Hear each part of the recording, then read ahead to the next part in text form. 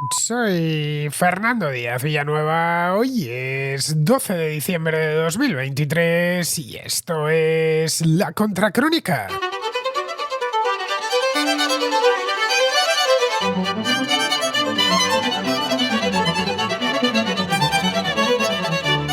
Volodymyr Zelensky se reunirá hoy en Washington con Joe Biden para solicitarle más ayuda de cara al próximo año, que se antoja complicado para el ejército ucraniano. Esto es algo que Biden espera, pero que por ahora no puede conceder, ya que el Senado acaba de bloquearle un paquete de 106.000 millones de dólares de ayuda de emergencia, tanto para Ucrania como para Israel. Los senadores republicanos condicionaron la aprobación de este paquete a que Biden aplicase una serie de restricciones migratorias. En tanto que el presidente se negó, el Senado se ha vengado, paralizando la ayuda militar a Ucrania. Fue sin duda un revés para Biden, que está al tanto de las dificultades que atraviesa el gobierno ucraniano desde hace meses, con la guerra estancada y algunos avances preocupantes por parte de tropas rusas.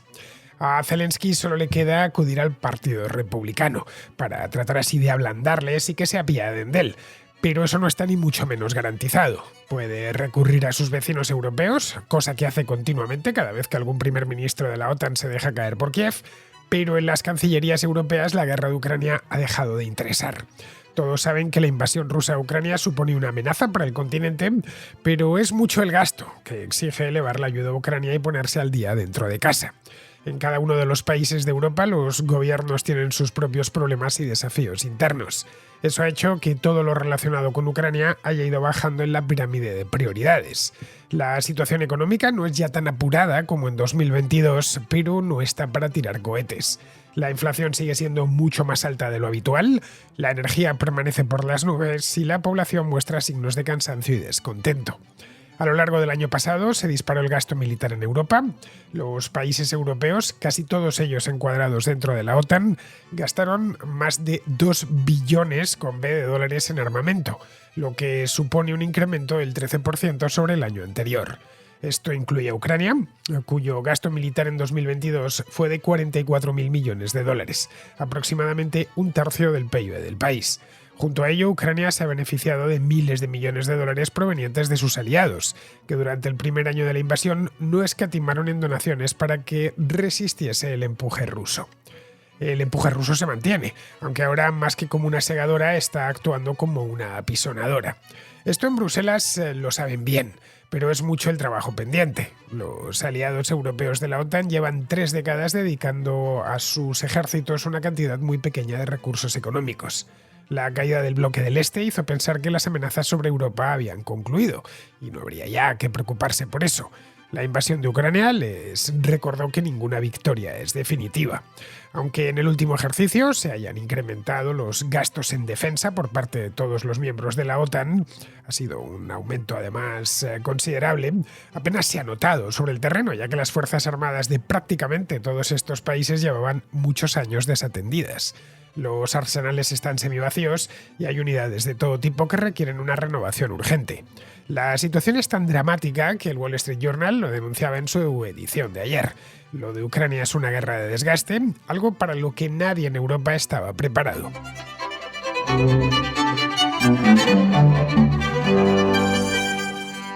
Es una obviedad decir que el gasto militar no es popular en Europa. Cada vez que hay elecciones, los políticos hablan de aumentar el gasto, siempre aumentar el gasto en distintas partidas, en partidas sociales, en infraestructuras, en fin, en pensiones, pero rara vez, por no decir nunca, hacen referencia al gasto militar, sabiendo que los votantes eso no lo valoran. De hecho, hablar a favor del gasto en defensa puede hacer que un candidato pierda muchos votos, está abriéndose un flanco innecesario y esa es la razón por la cual procuran no hacerlo. Se identifica en Europa la defensa con el belicismo, cuando no es necesariamente lo mismo. De hecho, en Europa no quedan ministerios que se denominen como se denominaban antiguamente, Ministerio de la Guerra, ¿no? Ya no quedan ministerios de la guerra. Nadie se le ocurriría a un ministerio dedicado a la defensa llamar, ya lo hemos interiorizado y lo conocemos como defensa, pero en tiempos no tan lejanos se le conocía como Ministerio de la Guerra. Pues esto ya hace mucho décadas que dejaron de llamarse así, son ministerios de defensa cuya función es gestionar unas fuerzas armadas, siempre de pequeño tamaño, siempre profesionalizadas, que además se enmarcan dentro dentro de una alianza militar mucho mayor que es la OTAN. Esto es algo que cualquier europeo conoce de primera mano y los que no estén en Europa imaginan. No importa que preguntemos a un francés, a un italiano, a un español, a un británico, a un holandés, en todos los casos la defensa siempre será algo secundario o mucho peor, que está muy por debajo en la lista de prioridades. Y rara vez comparece en las elecciones, en los programas electorales, a lo sumo algún comentario por encima y poco más, rara vez comparece en la prensa. Bien, esto es algo que os estoy explicando, algo que todos sabemos, es así, esta es la realidad, nos hemos acostumbrado a vivir de esto, pero no ha sido siempre así. En el pasado el gasto militar o el gasto en defensa, no diré que era popular, nunca ha sido popular comprar armas, ya sabéis eso de los tanques y la mantequilla, ¿no? En que más se tiene que gastar el dinero el gobierno en una cosa en la otra, pero sí se percibía que había que gastar algo en tanques, por si acaso, ¿no? Por si las cosas se ponían peores. Si algo consiguió la guerra de Ucrania fue hacer emerger esta dimensión de la política que en Europa llevaba pues unos 30 años olvidada. Es algo que a menudo no caemos en la cuenta, pero los estadounidenses son plenamente conscientes de ello desde hace mucho más tiempo. Recordemos hace unos años, lo comentaba yo aquí mismo en la Contracrónica, en el año 2017-18, cuando Donald Trump viajaba a Bruselas. Bueno, en esta época fue cuando se celebró el aniversario, el 70 aniversario de la OTAN, ¿no? En un ambiente no muy festivo, precisamente. Bien, pues llegaba a Europa para cualquier cosa y denunciaba a sus aliados europeos de que no gastaban en defensa ni siquiera el 2% del PIB, a pesar de que se habían comprometido unos años antes a hacerlo. Bueno, en muchos casos no es que no gastasen el 2%, es que no llegaban ni siquiera al 1%. Estas quejas de Donald Trump en Europa se recibían por regla general con chanzas, como cuando se quejaba del tema de la energía, incluso con molestia por parte de los líderes europeos. Pensaban que, y así lo transmitía la prensa, ¿no?, que Trump era un tipo peligroso, un warmonger, que se dice en inglés. Y Trump, la verdad es que no fue exactamente eso, un warmonger, quiero decir. Era un hombre que tenía y que sigue teniendo muchos defectos, pero entre ellos no estaba este del warmongering, que podríamos traducir al español así de manera un poco libre como la belicosidad. Bueno, era belicoso, y sigue siendo belicoso, con los demócratas mucho, también con los inmigrantes, era últimamente con los jueces, pero no quería meterse en líos siendo presidente más allá de sus fronteras. El hecho es que en esto Donald Trump tenía razón. Europa se había desentendido por completo de su defensa desde hacía muchísimo tiempo. Cuando él llega a la Casa Blanca, año 2017, lo que se encuentra es lo que hay. Se encuentra con una serie de socios que llevan unidos con Estados Unidos por una alianza militar desde casi 70 años antes, 68 exactamente, que gasta muy poco y que realmente, si esa alianza militar sigue existiendo, es porque Estados Unidos aporta el 75% del presupuesto, es decir, porque sigue realizando el gasto en el nombre de los europeos, a pesar de que es una organización, la OTAN, no lo olvidemos, de defensa mutua. Está ese artículo 5 en el que si a uno le atacan, pues tienen que responder todos. No va a aportar lo mismo, como es normal, ¿no? Estonia, que es un país muy pequeñito, el norte de Europa, que Estados Unidos, que es inmenso, o que el Reino Unido, o que Francia, que son bastante más grandes que Estonia, pero que al menos se comprometan en la medida de sus posibilidades a gastar algo más. Estamos hablando de que en esta época muchos países de la OTAN estaban gastando el 0,8, el 0,9%, el 1% del PIB, de PIBs grandes, eso es cierto, en defensa. Cada vez que venía alguien a recordárselo, pues los políticos venían a decir que no era necesario mucho más, porque realmente no hacía falta. Eso del gasto en defensa era propio de otros tiempos. Nadie amenazaba al continente desde la caída de la Unión Soviética. Las guerras que seguían existiendo existían, sí, pero lejos, en lugares como Afganistán o como Irak o el Líbano o Siria o Libia, en fin, pero no en Europa. Así que bastaba con gastar lo justo, puro mantenimiento. Todo esto terminó con la invasión de Ucrania. De esto hace ya casi 2 años. Lo hará en febrero del año próximo. La guerra se coló de nuevo en Europa y el papel de agresor que había recaído en la Unión Soviética, o de presunto agresor que había recaído en la Unión Soviética durante tantos años, lo ejercía ahora Vladimir Putin. Esto pilló a los gobiernos europeos por sorpresa, a pesar de que Putin había dado sobradas muestras de agresividad de los años anteriores, con la anexión de Crimea. Bueno, podríamos irnos incluso antes. La agresión contra Georgia en el año 2008 y la anexión posterior de Osetia del Sur. Bueno, o semi-anexión, porque lo que creó fue y de Abjasia, creó 2 repúblicas títeres. Vamos, que no era una cosa nueva. Lo de Osetia y Abjasia fue en el año 2008. Estamos hablando de hace, pues no va para 20 años, pero se acerca, es decir, de hace 15 años. Es mucho tiempo como para saber que tienes a un tipo complicado a una distancia relativamente cercana. Bien, todo esto se sabía bien, pero tuvimos lo de la anexión de Crimea en el año 2014, tuvimos posteriormente, unos meses más tarde, empezó la guerra del Donbass, que Rusia apoyaba por detrás. Bien, en aquel momento pensaron que era necesario volver a gastar, pero los gastos militares no se traducen inmediatamente en resultados. Sucede lo mismo que con el gasto en infraestructura. No se construye una buena red ferroviaria o de autopistas en 1 o 2 años. Es imposible, materialmente imposible. Hace falta una inversión sostenida durante mucho tiempo. Es decir, que si Europa quiere ponerse al día, necesitará tiempo, mucho. Necesitará varios años de ponerse al día en términos militares, quiero decir. Necesitará varios años de gastos elevados que permitan renovar los equipos y llenar de nuevo los arsenales. Bien, pues llevaba ayer el Wall Street Journal un reportaje muy completo, esa es la verdad, y bastante largo, sobre este problema. Los redactores del Journal aportaban una gran cantidad de datos, algunos inesperados y yo diría que hasta preocupantes. El ejército británico, por ejemplo, os voy a soltar algunos que aparecen aquí, que es el que más gasta en defensa de Europa. No olvidemos que el Reino Unido todavía sigue teniendo, o se sigue considerándose a sí mismo como un poder imperial o un poder, una potencia mundial. Bien, el ejército más poderoso, que más gasta, mejor financiado de Europa, tiene solo unos 150 tanques listos para su despliegue. Solo 150. Y solo una docena de piezas de artillería de largo alcance en buen estado. Es decir, que se las pueda poner en el campo de batalla ya mismo. Francia, que es el siguiente país que más gasta después del Reino Unido, tiene menos de 90 piezas de artillería pesada listas. El equivalente, esto es una comparación muy llamativa, es el equivalente a lo que Rusia pierde cada mes en Ucrania, unas 90 piezas de artillería pesada. Si nos vamos a otros países, por ejemplo a Dinamarca, un país pequeñito, carece directamente de artillería pesada, no la tiene de ningún tipo, no tiene submarinos, no tiene sistemas de defensa aérea. El ejército alemán, un país que está justo debajo de Dinamarca y que, si bien no es una potencia militar, ni lo ha querido ser desde el final de la Segunda Guerra Mundial, en origen tampoco podía, tiene munición suficiente. Este es un dato que se dio mucho el año pasado y que llamaba la atención, habida cuenta de la historia militar de los alemanes, ¿no? Bien, pues el ejército alemán tiene munición suficiente para 2 días de batalla, solo 2. Aquí, en este punto, habría que preguntarse cómo hemos llegado a semejante desastre, ¿no? Ahora que hemos puesto unos cuantos datos y los estamos contextualizando. En las 3 décadas que han pasado desde el final de la Guerra Fría, los gobiernos de todo Occidente y, por supuesto, de toda Europa, pensaron que eso de la defensa era un asunto secundario, que estaba Estados Unidos, que asumía las 3/4 partes del gasto de defensa de la OTAN. Dedicar recursos al ejército no parecía urgente, porque no había amenazas a la vista, y el gasto militar es un gasto políticamente impopular, no se termina viendo. Es cara la defensa, evidentemente, de ejércitos modernos.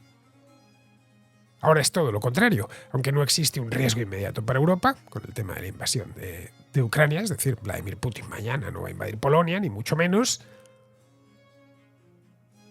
Pero podría ser que en un futuro algo más lejano, en el medio plazo, sí los países de la OTAN podrían encontrarse con problemas. Ahora mismo Rusia está contenida en Ucrania, no lo olvidemos. Pero si Rusia gana en Ucrania, pocos dudan de la capacidad de Putin para rearmarse en 3, 4 o 5 años y causar problemas en otros lugares de Europa, desde las repúblicas bálticas hasta Moldavia. Algunos países del este, como Polonia, no han entendido a la perfección y llevan ya unos años armándose o rearmándose, mejor dicho. Otros, como Finlandia, que acaba de entrar en la OTAN también, a pesar de que es un país francamente pequeño, no de dimensiones geográficas, pero sí de población, pero lo tiene bastante claro. Es de hecho de los pocos países donde el servicio militar obligatorio todavía sigue en vigor y no tienen intención ninguna de cambiarlo. Pero el resto de Europa es un tema del que no quiere hablar y tiene que rearmarse también. Pero claro, parte de muy abajo. Su capacidad industrial es pequeña, ya que no hacía falta fabricar muchas armas y muchas municiones. Y revertir eso, como decía antes, y volvemos al argumento principal, es impopular. La mayor parte de los gobiernos europeos ahora mismo tienen por delante restricciones presupuestarias. Los gastos extraordinarios derivados de la pandemia han tensado mucho los déficits y está la Unión Europea pidiendo, por favor, que se controle el gasto y que se controle los déficits públicos que estaban a raíz de la pandemia, precisamente, que hubo que gastar más de la cuenta, pues que estaban por las nubes y que siguen por las nubes en algunos casos. Y lo mismo con la deuda. No parece el mejor momento para aprobar una agenda expansiva de gasto, de cualquier tipo de gasto, y naturalmente de gasto militar. Estas restricciones vienen motivadas además por el crecimiento económico, que está siendo muy pequeño. Luego la población está muy envejecida y tiene por lo tanto unos costes de pensiones y de gasto sanitario mucho mayor.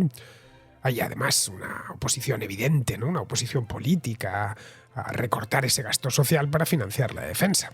Bueno, de esto se quejaba el antiguo secretario general de la OTAN, Anders Fogh Rasmussen. Hace no mucho tiempo decía que, aunque Europa multiplicaba por varios dígitos el PIB ruso, y esto es así, no hay más que echar un vistazo a la gráfica, estaba dejando que los rusos se armasen hasta los dientes mientras los países europeos no hacían nada. A Ucrania le queda Estados Unidos. Es decir, viendo cómo están sus vecinos europeos, todavía le queda a Estados Unidos. Pero ahí se ha topado, como os contaba al principio, con la resistencia de los republicanos en el Senado. Y la guerra de Gaza ha desviado la atención, no solo de Estados Unidos, sino también de los gobiernos europeos, de la opinión pública. Hemos pasado de tener la guerra de Ucrania protagonizando la sección de internacional de los periódicos a que haya pasado un segundo término en los últimos 2 meses a raíz de la guerra en Gaza. Esta es la realidad, y si sobre un tema no se habla, es más difícil reaccionar a él. La Casa Blanca ya ha adelantado que Estados Unidos no podrá seguir proporcionando más armas y más municiones a Ucrania si el Congreso, el Senado para el caso, no aprueba financiación adicional a finales de este año. Los países europeos, por su parte, han prometido, pues, el oro y el moro, ¿no? Han prometido miles de millones de dólares en ayuda a Ucrania. Cada vez que va algún primer ministro por allí por Kiev, se deshacen halagos hacia Zelensky, lo valientemente que están resistiendo, pero luego ya otra cosa es entregar, ¿no? Están remoloneando porque las armas son caras y ellos tienen ya sus propios gastos. Arguyen también, y esto es algo que sí ha aparecido mucho en las noticias en los últimos meses, que la industria de defensa europea tiene una capacidad limitada de fabricar armas. Una industria cualquiera se dimensiona para una demanda. No es lo mismo una fábrica de artilugios de precisión de cualquier cosa que tiene una demanda muy limitada que una fábrica de latas de cerveza, ¿no? O de latas de Coca-Cola, que fabrica millones, porque hay una demanda muy grande de refrescos, mientras que no hay una demanda tan grande de microscopios. Por lo tanto, pues los fabricantes de microscopios fabrican una cantidad limitada. Pues con esto pasa exactamente lo mismo. Si Estados Unidos deja de proporcionar la mayor parte de la ayuda, Europa hoy por hoy no tiene las reservas para compensar esa diferencia. No podría reabastecer a Ucrania y a la vez reconstruir sus propias capacidades de defensa.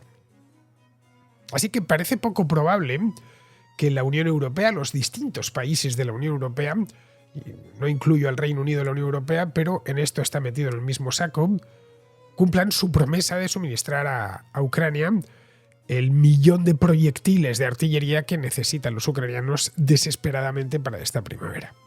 Hasta ahora solo han logrado alrededor de 1/3 de esa cantidad. Corea del Norte, que es una dictadura miserable en lo moral y también en lo material, con una población de unos 25 millones de habitantes, ha enviado más de 1.000.000 de proyectiles a Rusia en el mismo periodo. Claro, también es verdad que Corea del Norte es un país concebido para la guerra, cosa que no sucede con Alemania o con los Países Bajos. El gobierno ucraniano ya ha dicho que si la ayuda se agota por completo, no podrán continuar una campaña militar que ya está en dificultades para recuperar las partes de Ucrania ocupadas por los rusos. Se enfrentan, a fin de cuentas, a un país considerablemente más grande y con reservas superiores de efectivos. Es decir, Putin puede poner mucha más carne de cañón en el campo de batalla. Esa relación numérica ha sido siempre desfavorable con respecto a Rusia, esto no es nuevo. Durante la Guerra Fría, las fuerzas convencionales de Europa eran mucho más pequeñas que las soviéticas. La Unión Soviética estaba más poblada que Alemania o que Francia o que el Reino Unido. Por lo que la disuasión dependía en última instancia de la amenaza de una respuesta nuclear de los Estados Unidos en el caso de que la URSS la atacase, o del Reino Unido y Francia, que disponen también de un pequeño arsenal nuclear. Pero ahora la represalia nuclear no está sobre la mesa, ni debería estarlo, claro. Esa es la razón por la cual, al final de la Guerra Fría, los países de la OTAN en Europa gastaban alrededor del 3%, entre el 2 y el 3% de su PIB en esa época. Bien, eso pasó al 1,3% de promedio en el año 2014. Las cosas empezaron a cambiar algo después de la invasión rusa de Crimea en 2014, pero muy lentamente. En la última década el gasto en defensa de la Unión Europea ha aumentado un 20%. Podemos pensar que es muchísimo. Claro, está partiendo de muy abajo. Bien, en ese mismo periodo, Rusia ha incrementado su presupuesto militar un 300% y China un 600%. Una Europa militarmente débil es un cambio de trascendencia histórica, ya que los europeos disfrutaron durante 4 siglos de la supremacía militar indiscutida. Pues desde principios del siglo XVI a la Segunda Guerra Mundial, las potencias europeas competían entre ellas y se turnaban en la hegemonía, pero siempre eran europeos. Nadie fuera de Europa podía desafiarles, y si lo hacía, perdía. En la Guerra Fría, los europeos del oeste se sumaron a la OTAN y los del este al Pacto de Varsovia, que se habían constituido como 2 paraguas nucleares. Aún así, los ejércitos europeos eran máquinas de guerra respetables. El ejército alemán, por ejemplo, en 1990, el año de la reunificación, tenía 500.000 de efectivos en Alemania Occidental y otros 300.000 en Alemania Oriental. Sumaban entre ambas Alemanias 800.000 efectivos. Bien, ahora tiene 180.000. Solo Alemania Occidental tenía en aquel momento más de 7.000 de tanques de batalla principal, en la década de los 80. La Alemania reunificada tiene unos 200, de los cuales, según los expertos, solo la mitad están operativos. La industria del país, es la industria el país que fabrica los Leopard, para que nos hagamos una idea, solo puede fabricar unos 3-4 tanques al mes. Los Países Bajos disolvieron su última unidad de tanques en 2011, incorporando los pocos que les quedaban al ejército alemán. El servicio militar obligatorio en la mayor parte de los países europeos fue eliminado, o ha sido eliminado en los últimos 30 años.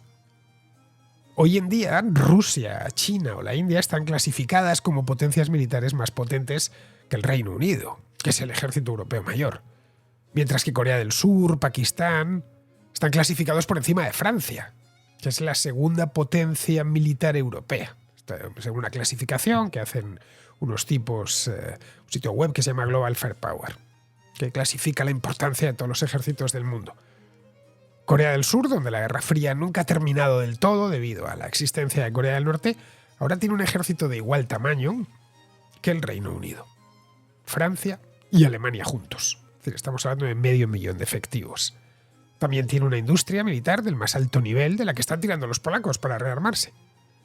En 2014 los aliados de la OTAN acordaron gastar, ya digo, un 2% mínimo del PIB en defensa para el año 2024. En unas semanas estaremos en 2024 y solo 11 de los 31 miembros de la OTAN habrán alcanzado ese objetivo que ellos mismos habían puesto hace 10 años. Las guerras en Afganistán y en Irak, combinadas con recortes presupuestarios, dejaron a la mayor parte de ejércitos europeos preparados para operaciones de contrainsurgencia. En países lejanos, por supuesto que sí. Los desiertos, lugares montañosos como Afganistán, frente a enemigos mal armados. No están preparados para luchar contra un enemigo bien armado en una guerra terrestre como la de Ucrania. El Reino Unido, por ejemplo, ha invertido mucho en vehículos ligeros, tipo Land Rover, de ese estilo, en lugar de artillería pesada, ya que se enfrentaba a enemigos para los que no hacía falta artillería, pero en cambio, este tipo de Land Rover blindados venía muy bien. No sucede lo mismo con Rusia. Putin lleva años dando pistas, insinuando que quería recuperar parte del Imperio Soviético, cuya desaparición le parecía una tragedia. No es casual que Polonia, Finlandia, los países bálticos, los que hacen frontera con Rusia, hayan sido los primeros en rearmarse. Polonia quiere dedicar más del 4% de su PIB en defensa el próximo año. A este ritmo, en 2 o 3 años, Polonia tendrá las fuerzas convencionales más poderosas de Europa, por encima de las británicas y las francesas. Y no es para menos, teniendo en cuenta sus vecinos. El gasto ruso en defensa crecerá hasta el 6% del PIB el año próximo. Con este ritmo, si hoy ganasen en Ucrania, en apenas 5 años estarían listos para atacar a otro país. Pero para los políticos europeos gastar más en defensa es algo difícilmente digerible. La economía no marcha bien, hay mucho gasto de todo tipo y el ejército no es popular. Pero no queda otra opción, si se quiere evitar en el futuro tener que librar una guerra defensiva. Tienen que reconstruir la base industrial y convencer a los votantes de que es dinero bien invertido a largo plazo. Esta última es quizá la parte más complicada, porque aunque el mundo ha cambiado de forma repentina en los 2 últimos años, las mentalidades no lo han hecho a la misma velocidad. Vamos con la contrarréplica. Empezamos con Juan Pablo, que es de Argentina. Bien, como sabéis, Javier Milei tomó posesión del cargo de presidente ayer.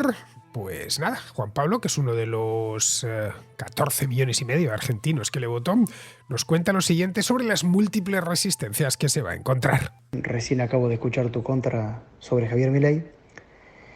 Y bueno, quería decirte que los que lo votamos, por ejemplo, las 3 veces, yo lo voté en las internas abiertas, en las generales y en el balotaje.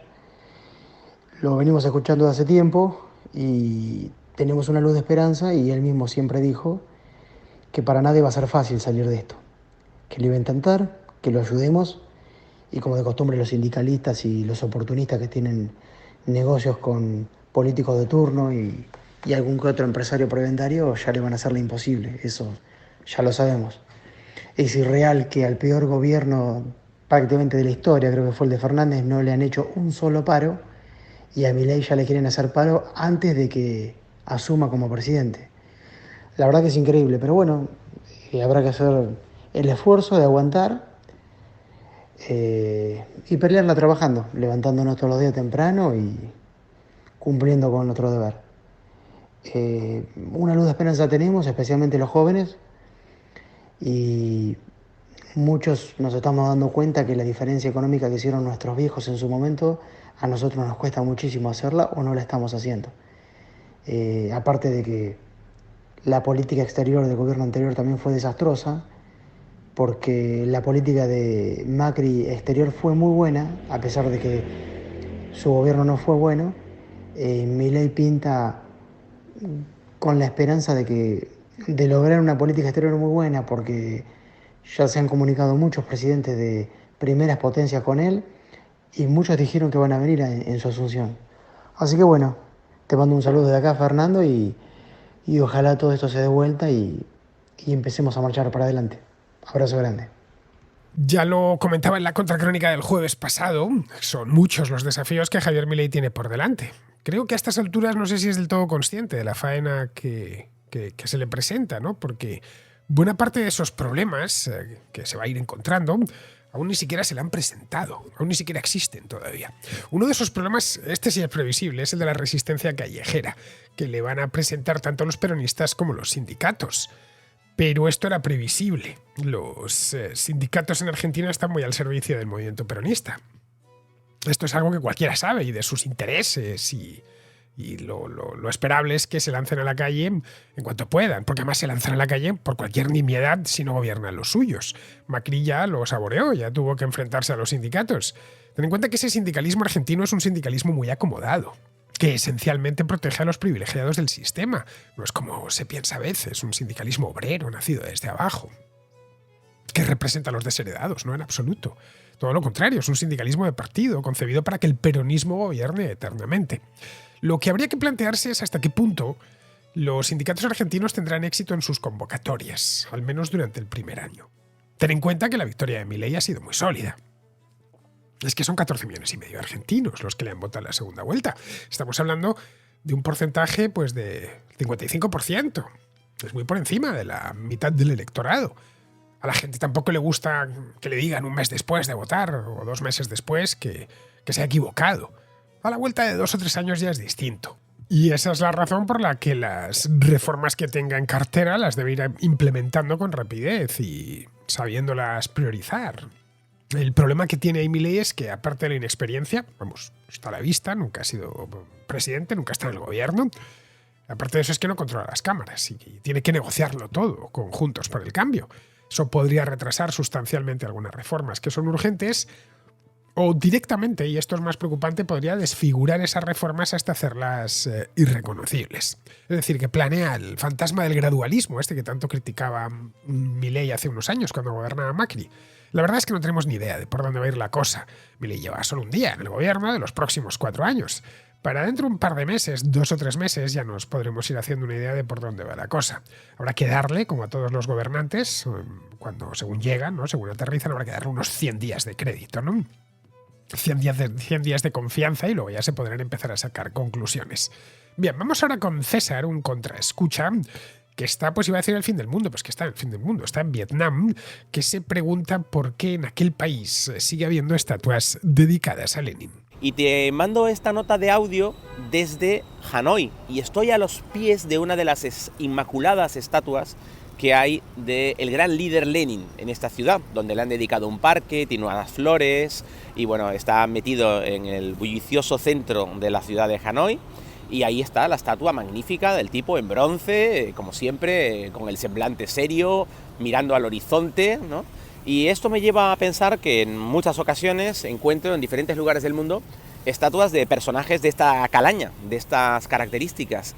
Y me gustaría que hicieses aunque sea una breve reflexión sobre cómo hemos llegado a normalizar que las figuras destacadas de la izquierda, por mucho que representen a dictadores, a asesinos, a sátrapas, etcétera, las hemos normalizado en la sociedad. Parece que es normal que si vienes a Hanoi tengas que comerte literalmente una estatua de Lenin con todo lo que ello conlleva y que sea algo absolutamente normalizado. La estatua estaba perfecta, nadie la ha vandalizado, nadie le ha puesto una sola pegatina, nadie le ha lanzado, yo que sé, un globo con pintura. No, la estatua está perfectamente inmaculada en un país que, como bien sabes, es un medio socialista y donde la bandera de Vietnam, esa bandera roja con la estrella amarilla, luce en todos los edificios públicos junto con la bandera del Partido Comunista con la hoz y el martillo, algo que no deja de sorprender, mientras a los pies de estas banderas o a pocos metros de la estatua de Lenin encontramos, pues por supuesto, todas las grandes cadenas comerciales que encontramos en cualquier otro país capitalista, ¿no?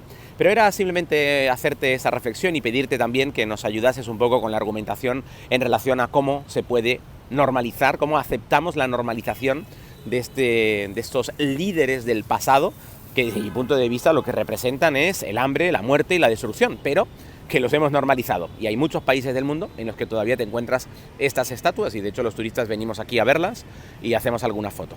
Un abrazo muy grande, te felicito por tu programa, te escucho con atención en cualquier rincón del mundo. Cuídese mucho. Bueno, a Lenin le recuerdan en Hanoi porque Vietnam es una república socialista, marxista-leninista de partido único, que bueno, es uno de los 2 estados comunistas del sudeste asiático, el otro es Laos. Hasta aquí todo correcto. Así es como se define Vietnam, cuyo nombre oficial es República Socialista de Vietnam. Es un socialismo con capitalismo, digamos. Es uno de esos modelos mixtos al estilo chino, tan propios de Extremo Oriente. Hasta los años 90 Vietnam era un desastre económico absoluto, no muy diferente a cualquier otro país socialista. Bueno, con la peculiaridad de que habían tenido una guerra muy larga, que el país ya de por sí era pobre, ¿no? Y se empobreció todavía más con el socialismo, con la República Popular. Se colectivizó toda la tierra, la poca industria que tenían era estatal, su comercio, que era muy pequeño, se realizaba básicamente con socios del este y la economía estaba planificada sobre planes quinquenales, como los de la URSS. En los años 90, tras la caída de la Unión Soviética, el gobierno vietnamita decidió emprender una serie de reformas económicas. Sabía que o lo hacían, o el Partido Comunista sería derrocado por las malas, como había sucedido en Europa. Esas reformas liberalizaron la economía, fomentaron la propiedad privada y atrajeron inversores. Esto resultó en un gran crecimiento económico y que saliesen de la pobreza más abyecta millones de vietnamitas. No creo que ningún vietnamita de nuestro tiempo quiera volver a lo anterior. Respecto a por qué siguen teniendo allá a Lenin, pues no lo sé, supongo que como recuerdo de cuando eso de la revolución comunista se lo tomaban en serio.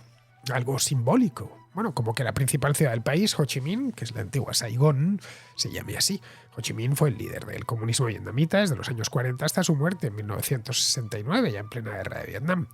El Partido Comunista tiene que hacer ver que la legitimidad le viene de aquello, aunque ya en términos económicos el país se haya dejado de guiar por las ideas comunistas. Lenin para ellos es uno de los profetas de esa religión de sustitución que es el marxismo. Por eso se le sigue respetando, ¿no? Ojo, no solo en Vietnam, en Europa también goza de relativa buena fama entre la izquierda. Consideran que era bueno frente a lo que vino después, que fue Stalin, claro. He dicho muchas veces que al comunismo se le juzga por sus intenciones, no por sus actos. Así que aunque Lenin fue un fanático desorejado, que dio un golpe de Estado y desató una guerra civil y una hambruna, pues nada, se le juzga porque sus intenciones, según ellos, eran buenas, ¿no? Esa es la razón por la que sigue habiendo estatuas y se habla de él a menudo en términos encomiásticos. Bien, vamos ahora con Javier, que ha escuchado la contrahistoria que hice hace un par de semanas sobre Kissinger y quiere hacer una precisión sobre los nazis y su ubicación en el arco político. En relación a la última contrahistoria que has hecho de Kissinger, una comentario que habías hecho de pasada, de que, bueno, en su momento, cuando él era joven, estaba en Alemania, ¿no? Que ya estaban por ahí pululando Hitler, ¿no? Y el partido nazi de extrema derecha, tal. Y digo, joder, es un error en el que cae el 99% de la gente de asociar el partido nazi a la extrema derecha. No sé, un partido que en su nombre lleva la palabra socialista, me cuesta creer que sea de extrema derecha. Nunca alguien de derecha o de extrema derecha le hubiera puesto socialista a su partido de nombre, ¿no? Nunca lo hubiera llamado socialista. Entonces la gente como que se queda más con lo de el componente nacional, ¿no? Por eso lo de nazi. Pero bueno, hay que tener también en cuenta el componente social, ¿no? Si nos guiamos por este baremo y llamarles socis. Pero no, solo es nacional. Y en un contexto único, en ese contexto único del siglo XX, la primera mitad tan bestia con esa guerra mundial que había habido hasta ese momento, ¿no? Tan devastador y con ese crack financiero del 1929, pues a ver qué país no iba a ser fuertemente nacionalista. Ahí cada país quería salir adelante por sus propios medios. Pues precisamente lo que se había roto era la confianza internacional, ¿no? Y las finanzas internacionales, todas estas cosas. Entonces ahí cualquier país iba a ser fuertemente nacionalista. Y en cuanto a lo de socialista, sin embargo, se sabe que Mussolini, ¿no? Fue referente de Hitler a la hora de fundar su partido y todo esto, fue un referente para él. Y Mussolini había dirigido un diario socialista en Italia, o sea que el fundador del fascismo fue un socialista. Tanto, ¿no? Que se llenan hoy en día la boca, ¿no? Los políticos de izquierda llamando, ¿no? A la derecha fascistas, fachas, nazis, pero vamos a ver, si el fundador del fascismo era socialista, y el fundador del nazismo, el Partido Nacional Socialista, era, bueno, el propio partido se llamaba socialista. O sea, es que yo no sé entonces por qué se asociar estos dos partidos, estos dos movimientos a la derecha. De verdad que es que no me entra en la cabeza. No digo que, bueno, que en esa situación tan única, ¿no? Que fue la primera mitad del siglo XX, pues que fueran dictaduras que se apoyaban un poco en lo que tenían a mano, ¿no? Que querían obtener el favor del pueblo. Bueno, en el caso del partido de Hitler, pues para ganar las elecciones, ¿no? Y que por ahí decirte socialista, pues te atraía votos, tal, pero bueno, repito, si Mussolini fue su referente, Mussolini había sido director de un diario socialista, y si se pone el nombre socialista al partido, pues algo de socialista tendría Hitler, digo yo, ¿no? No digo que también no tuviera otras cosas que se puedan asociar a la derecha hoy en día, ¿no? Pero vamos, que en ningún caso era solo de derecha, y menos de extrema derecha. O sea, de hecho yo creo que es más hacia la izquierda que hacia la derecha, Hitler. En cuanto también se puede pensar que, bueno, no, como era racista, ¿no? Todo este tema de la supremacía, de la raza aria, todo esto, ¿no? De erradicar judíos, todas estas historias, que bueno, que por eso es de derecha. Bueno, vamos a ver, eso es un movimiento que, como muy bien dijiste en una contrahistoria, estaba teniendo lugar en Alemania en los últimos 100 y pico años, el tema de la superioridad de la raza aria. Bueno, no solo en Alemania, ¿no? En otros lugares de Europa. O sea, era una dinámica histórica. No era tanto decir, no, es que se asocia a la derecha es racista, así, de primeras. No estoy de acuerdo con eso. Yo creo que es más la dinámica de ese momento del siglo, los 100 y pico años anteriores a Hitler. O sea, era el momento. Al igual que la Guerra Mundial, la Primera Guerra Mundial y el crack del 29 era también el momento. Entonces no veo yo, vamos, en definitiva, que no veo esa asociación. De hecho, bueno, por lo que tengo oído, ¿no? Siempre a la derecha se le asocia al liberalismo económico, y Hitler precisamente, yo me he leído parte de su libro, él decía que, bueno, pues que en la Alemania, ¿no? Se lo estaban comiendo las finanzas internacionales de los judíos, ¿no? Que se estaban comiendo la industria, la banca, todas estas cosas. Y como que era partidario de sacar esas finanzas extranjeras de de Alemania. Entonces no era, en ese sentido, no era como alguien que se puede decir de derecha económicamente liberal, digamos. No sé, en resumen, en mi opinión, yo creo que están los conceptos hoy muy mezclados. Valoramos políticamente las cosas en un convencionalismo izquierda-derecha, que es, por cierto, es una cosa de hace 200 años de la Revolución Francesa, que para otras cosas sí está muy mal visto ser antiguo, ¿no? Y te llaman carca y todo esto. No a mí, no digo que yo lo sea especialmente, pero sí en general, ¿no? Pero sin embargo, al hablar políticamente, al usar el convencionalismo político, usamos uno de hace 200 años, o sea que ahí somos los más carcas del mundo, ¿no? Seguimos hablando de izquierda y derecha como si eso fuera exactamente aplicable a nuestra época. O sea, no hay que hablar, en mi opinión, de izquierda y derecha, o bueno, o por lo menos hay que hablar más, o sea, detallar un poco más las cosas, ¿no? Y nada, esta era mi reflexión, vamos, que simplemente, en mi opinión, es un error asociar fascismo y nazismo a derecha, extrema derecha, cuando el fundador del fascismo fue socialista y este fue referente en el fundador del nazismo, que a su vez se puso en el nombre del Partido Nacional Socialista. Y bueno, y por no decir que en este conglomerado del partido de Hitler, nacionalsocialista, por lo visto también había tendencias comunistas que el propio Hitler tuvo que erradicar, ¿no? Que ese es otro tema también. Pues mira, Javier, los nazis y los fascistas italianos se colocaron en la derecha ellos solos, señalando como sus principales enemigos a los socialistas y los comunistas. Eso a pesar de que gente como Mussolini, que habían militado en el Partido Socialista, bueno, Mussolini llegó incluso a dirigir el diario Avanti, que era el órgano de expresión oficial del Partido Socialista Italiano. Pero vamos, esto de derecha e izquierda es una convención que se fija en función, no ya de la Revolución Francesa, ese es el origen. No, se fija en función de cuál es tu posición respecto a la izquierda, nada más. Derecha es todo lo que no es izquierda o no se define como tal. Los nazis o los fascistas no se tenían por izquierdistas, aunque muchos de ellos provenían del socialismo. Pero pasaron, en tanto que no se definían así, además atacaban a la izquierda, pues pasaron a ser clasificados como derechistas. Lo mismo sucedió con los democristianos, los liberales o los conservadores. La derecha es simplemente la no izquierda. Es un convencionalismo, puede gustar más, nos puede gustar menos, pero es un convencionalismo que yo creo que todos entendemos. Bien, pues vamos a terminar, vamos con Pizarro, que nos habla de Javier Milei. Javier afronta la realización de cambios profundos y sacrificados en el modelo político argentino y ha de hacerlo de la mano de macristas y con el apoyo de unos votantes cuya convicción no es el cambio, sino acabar con su miseria. Algo logrará en el sentido de lo que se precisa para retornar a la senda de la prosperidad, pero que sea suficiente está por ver. A Javier el empeño le va a costar probablemente la salud y seguro el alma, así que hay que reconocerle el valor seco de torero dispuesto a salir por la enfermería. Un cordial saludo de Pizarro. Y con esto, queridos amigos, termina la contracrónica de hoy, 12 de diciembre, nos aproximamos ya peligrosamente a la Navidad. Yo no he podido hacer las contras de los últimos días porque he estado con gripe. Me ha agarrado aquí una gripe muy inoportuna en el Reino Unido, hace mucho frío y bastante humedad, y nada, me ha tenido 3 días muy ricos en la cama. Eso sí, me ha dado tiempo durante estos días a rematar el libro de la Revolución Francesa, que espero, lo comentaba en el grupo de Telegram, que esté listo. Pues bueno, listo ya está, evidentemente. Todavía a Alberto Gari le tiene que dar una leída porque somos los dos coautores, y una vez esté leído pues queremos meterle un prólogo y ya lo entregamos a la editorial, y espero que la editorial lo tenga a la venta dentro de un par de meses, 2 meses y medio, una cosa así, para el mes de febrero. Así que no ha sido una gripe del todo mal empleada. Bien, pues con esto me despido de todos vosotros. Hasta mañana.